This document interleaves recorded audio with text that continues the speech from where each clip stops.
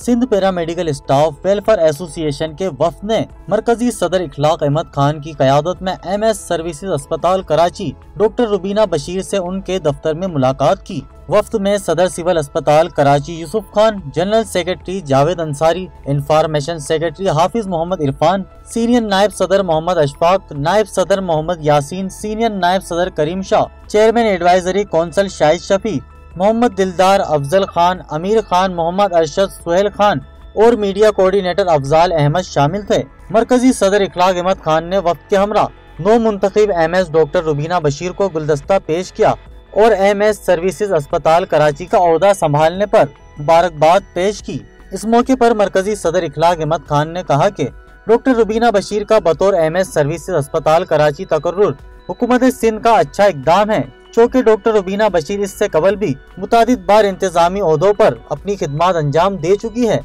और इन्हें इंतजामी अमूर चलाने का खातिर ख्वाह तजुर्बा भी हासिल है। इनकी तकर्रुरी से न सिर्फ अस्पताल के जुमला अमूर में बेहतरी आएगी बल्कि मुलाजमीन को दरपेश मसाइल हल करने में भी मदद हासिल होगी। इस मौके पर डॉक्टर रुबीना बशीर ने वफ्द की आमद पर उनका शुक्रिया अदा किया और कहा कि मेरी कोशिश होगी कि जितनी जल्दी मुमकिन हो सकेगा अस्पताल की कारकर्दगी में बेहतरी लाई जाएगी और मुलाजमीन को दरपेश मसाइल भी तरजीही बुनियादों पर हल किए जाएंगे और इन मकासद के हसूल के लिए मुझे तमाम मुलाजमीन का मुखलिसाना ताउन दरकार होगा, जिस पर मरकजी सदर इखलाक अहमद खान ने पैरा मेडिकल स्टाफ की जानिब से मुकम्मल ताउन की यकीन दहानी कराई।